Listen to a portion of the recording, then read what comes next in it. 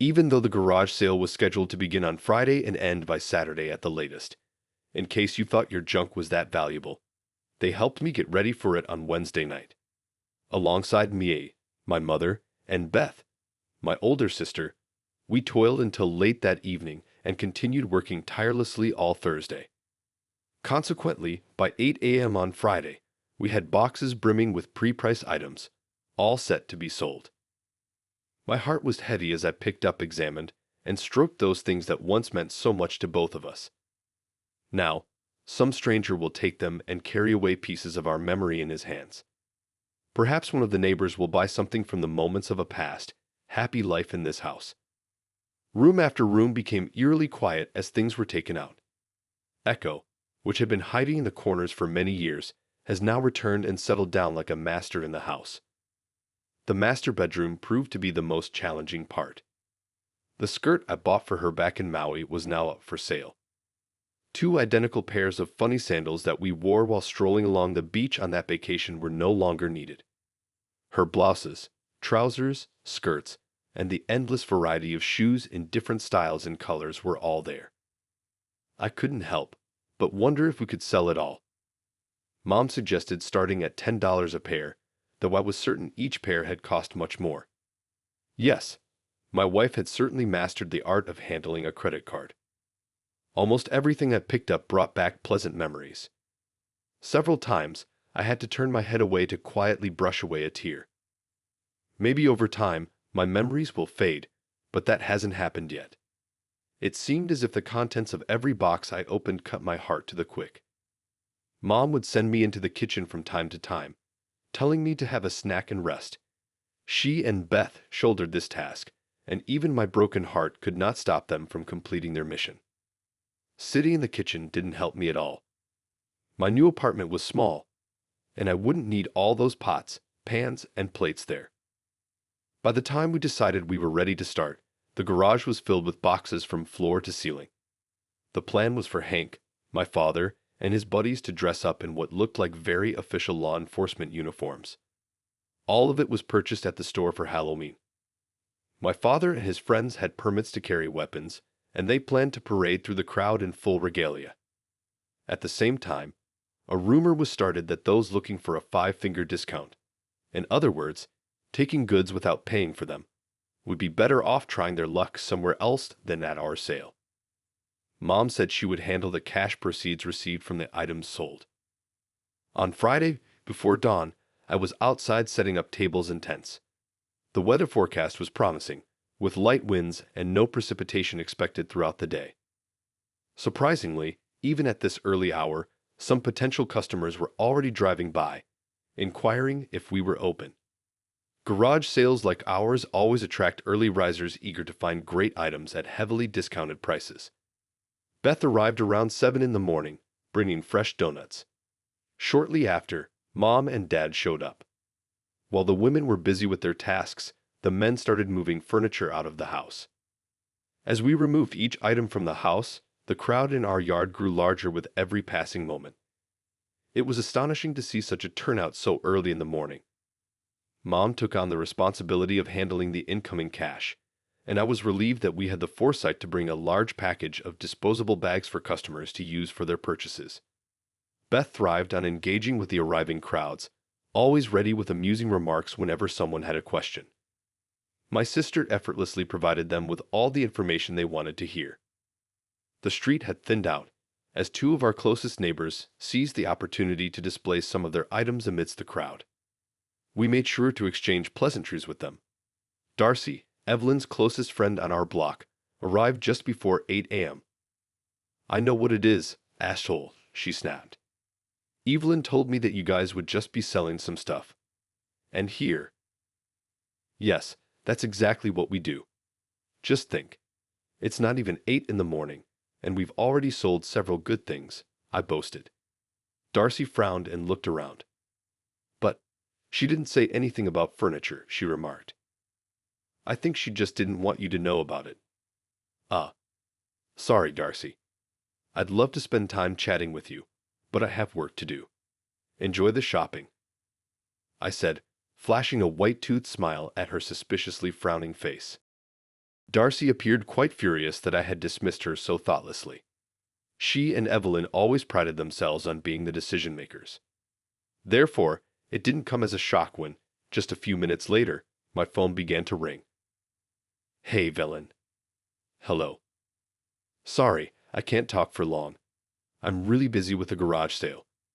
There's an invasion happening here, but thank God we're managing just fine without you." "Nico, Darcy mentioned that you've got clothes and furniture scattered all over your front yard and driveway," came the clearly angry voice of my beloved through the receiver. What can I say? You have to rise early to get past Darcy. Yes, things are moving quickly here. Well, that's all. It was nice chatting with you. Don't you dare turn it off. Velen's hysterical cry was cut off as soon as I pressed the magic button, ending the conversation. It was just her first call anyway. I let the next one go to voicemail. And the next one. And then the next one. You get the picture. Oh, stop. Paintings. How could I forget about them? I said, returning to the house.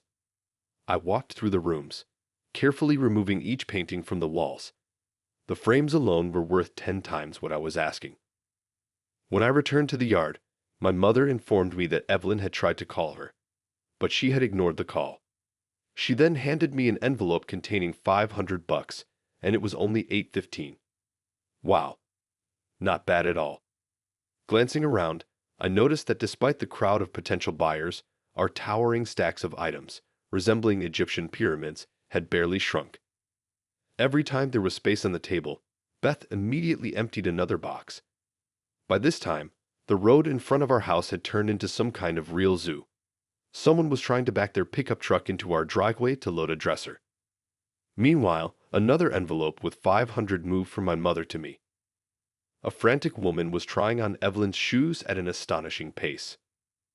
Her eyes blazed with an intense fire, as if she intended to leave with 10 or even 20 pairs, each worth a couple of $100s. Meanwhile, I was concerned about how these slightly worn Louboutins would sell. Don't you dare say hello to me. Darcy said you're selling my clothes and shoes. Guilty. I swear you said it yourself. Get rid of ugly things. So I do it. Remember, you even wrote it down. You probably should have been more specific. Wait, let me read it again. Here it is, in your handwriting. Get rid of ugly clothes. So, I wanted to make you happy. Your wedding dress is sold. You know it made you look pregnant, so I already got rid of it. Isn't that cool? Just following your instructions, Nico replied. By the way, most of your jeans are gone too. I remember you always thought they made your ass look fat. Personally, I don't think jeans have anything to do with your butt, but either way, they won't bother you anymore. Why are you treating me like this? Her voice took on a whiny tone. This is a rhetorical question, right? Oh, honey, I have to go, I replied cheerfully, my attention caught by something in the yard. I see the lady draped in your shoes like a Christmas tree is already waving money. Looks like she's ready to pay up. We'll talk later. And I pressed the red button. Earlier this week, on Wednesday morning, I responded calmly, stop repeating this. I've been to all our previous garage sales, if you remember. You may have been there, Nico, but it was always me who planned everything. Now I'm just trying to make sure everything goes smoothly without me. My wife, Evelyn, was organizing a community garage sale coming up soon. The HOA we belong to limits us to such events twice a year, in the spring and at the end of the summer. We participate in them, but more for the sake of immersing ourselves in the life of the neighboring community and not to earn money. Although, of course, it is nice from time to time to, so to speak, clear out the home Ogden stables and get rid of things that no longer matter in our lives. Evelyn won't be around this time. She's heading to Cleveland as well, hoping to finalize some kind of merger. This marks her 4th trip there in the past 3 months. Although she isn't a lawyer, she works in her corporation's legal department. I waved the sheets of paper in my hand and continued, there must be 6 whole pages of your instructions. Come on. They will help me anyway. My parents and Beth already said they would be here. I think Mom is only doing this so she can spend more time with Beth. I just wrote down everything that came to my mind. I'm just trying to make your life easier. Give me the list. I just remembered one more thing. Look, I'm writing it down. Get rid of these ugly clothes. Do you understand everything? She tapped her pen on the pieces of paper lying in front of her. You're right. I'm not a capricious child.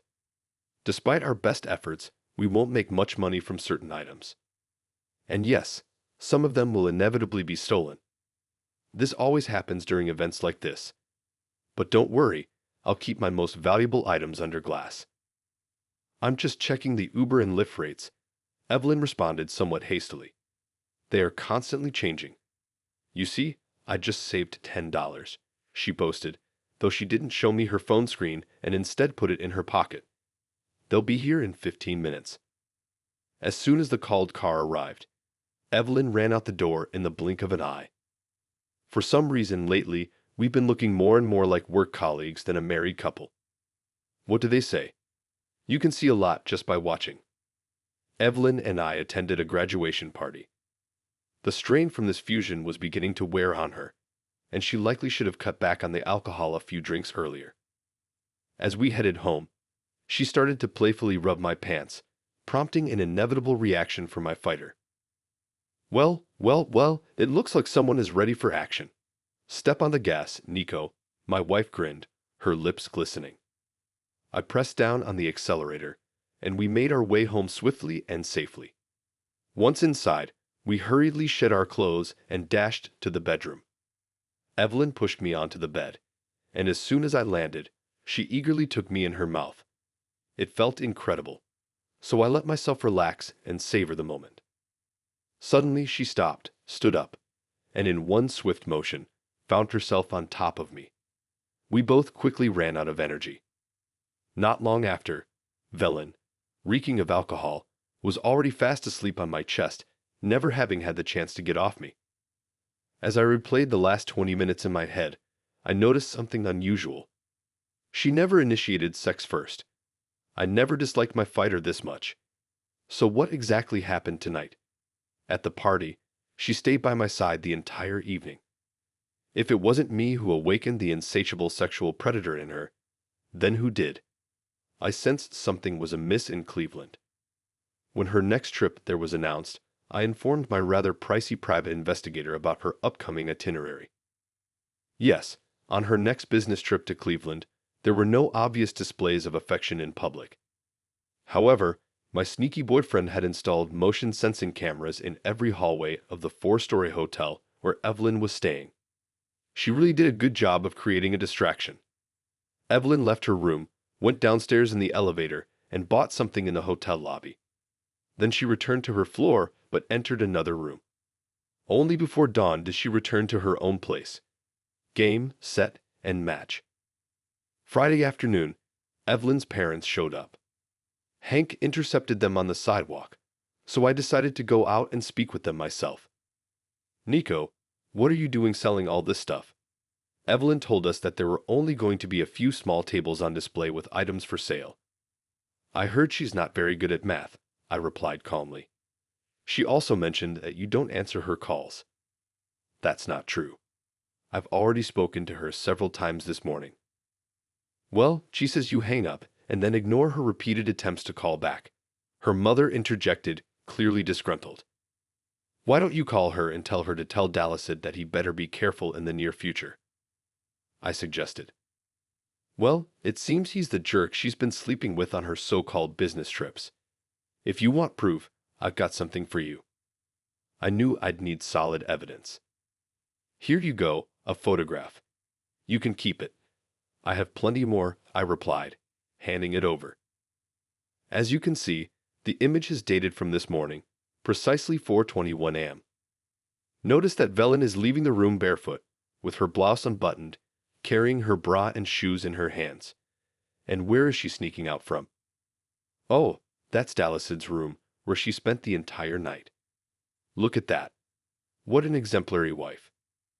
My voice dripped with sarcasm. Both parents instantly lost the ability to speak coherently. Her father just opened his mouth and stuttered, struggling to find the right words. But, You can't sell all her things, he finally managed to say. Hey, come on.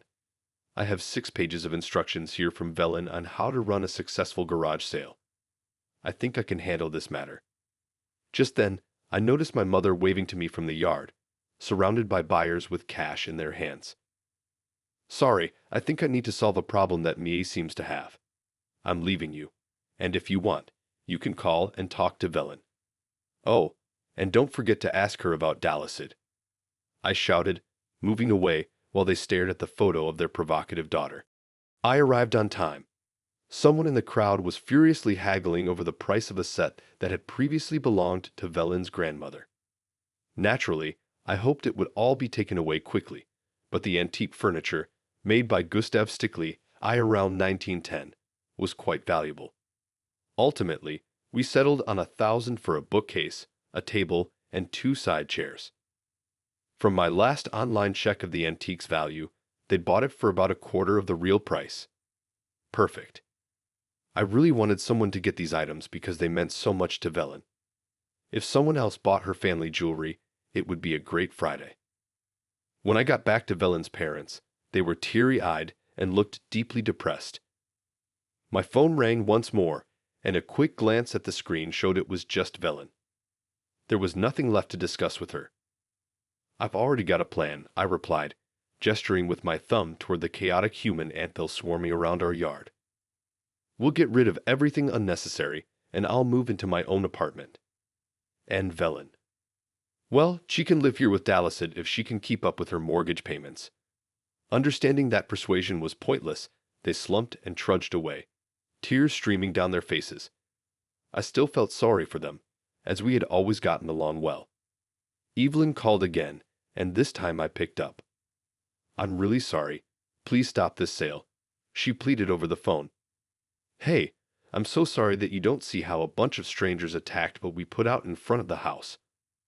Wow, they're taking away the things left over from our past life. Worse than a horde of cockroaches. Oh my God, came a sob from the other end of the line. Well, you told me to get rid of all the disgusting things, and everything you wear makes you look like a disgusting, insidious creature. So I suggested moving your things. By the way, how is Dalisid doing?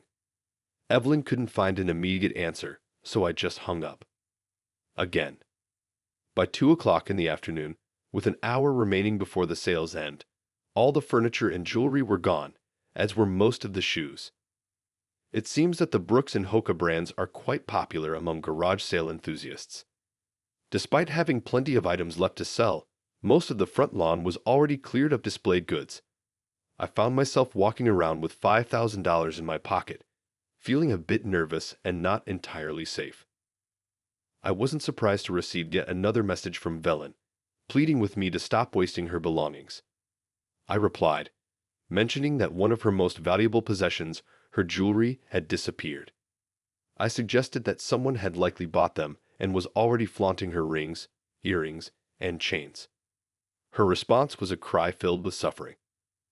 You are a skaggard. It was already 3 in the afternoon, yet Beth and Mie were still energetically selling goods. Another hour and a half passed before the traffic jams in our yard finally cleared up. Since we weren't planning to continue selling on Saturday, we simply packed the remaining items back into the boxes and pushed them into the garage. Evelyn's plane wasn't scheduled to depart from Cleveland until after dinner, so she called multiple times from the airport. Relaxing on a sun lounger with a bottle of beer in hand, I picked up one of her calls. Hey, slut. How was your trip? I'm sorry, came a quiet voice on the phone. I can imagine how sorry you are, but this doesn't change my plans. What plans? I moved out. I rented an apartment not far from work. Attention, we have urgent news. I exclaimed in the voice of a TV reporter. We will not settle anything. You changed. You've been caught. Game over. Maybe next time you'll have better luck. Or maybe not. I could tell that Evelyn was being choked by spasms and sobs, but I found myself losing the desire to worry about her condition. I'm sorry, Nico, she eventually said. Will you still be there when I get home?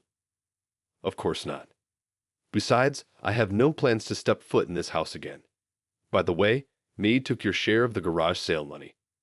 She's waiting for your call, and I believe she has some strong words she'll say directly to you. I never imagined my mother knew such language. I'm not going to dispute this brilliant but somewhat belated conclusion. Apparently, what we had meant so little to you that you so easily decided to throw it in the trash. If it's any consolation, it's not just your life that's ruined. You know I shared a copy of the photo I gave to your parents with your Dalicid's wife. If I were you, I would run without looking back if you suddenly see her heading in your direction. She whimpered for about a minute. Listening to and sensing her suffering gave a slight boost to my supposedly fragile male ego. Petty, I know, but still. Evelyn, she was the first to break the prolonged silence. Divorce? She asked in a flat voice. What will happen to the house now? You can buy my half, or we can sell it. That's typically how these things go. All my good memories there have turned sour, so I'm relieved I left already. Can we still be friends? Velen asked, her voice filled with timid hope. It's unlikely. Maybe in 50 years, somewhere at a nursing home, I replied with a chuckle. I'm sorry, the quiet voice on the phone repeated. Yes, you already said that. My plane is landing. You're not going to pick me up this time, are you? She clarified, just in case. Well, I do not. I hope your luggage doesn't get lost. I wouldn't want you to lose all those special things that you put on. Especially for Dalicid. I finally gave in to the temptation to make a small jab. I love you, were her last words. As you say, I replied, ending the conversation. By the following Tuesday, the divorce papers were served in Evelyn's office. Simultaneously, Dalicid received documents equivalent to a lawsuit for alienation of affection. I might have wasted my money on this, but ultimately it had the desired effect. All I had were photographs of them entering his room at night and leaving only the next morning. There was no way to prove they had sex, but at least they were both excluded from the fusion team. I believe their chances of advancing in the company are now close to zero. Despite having Evelyn's written instructions for the garage sale, my lawyer cautioned that the judge might interpret things differently. Let's see. There's always a chance, and even if I need to fix the harm caused to her, those cherished and beloved original items she treasured so much are now gone, along with all the dear and pleasant memories tied to them. As it turned out later, the judge demanded compensation from me only for the items Velen could prove were exclusively hers.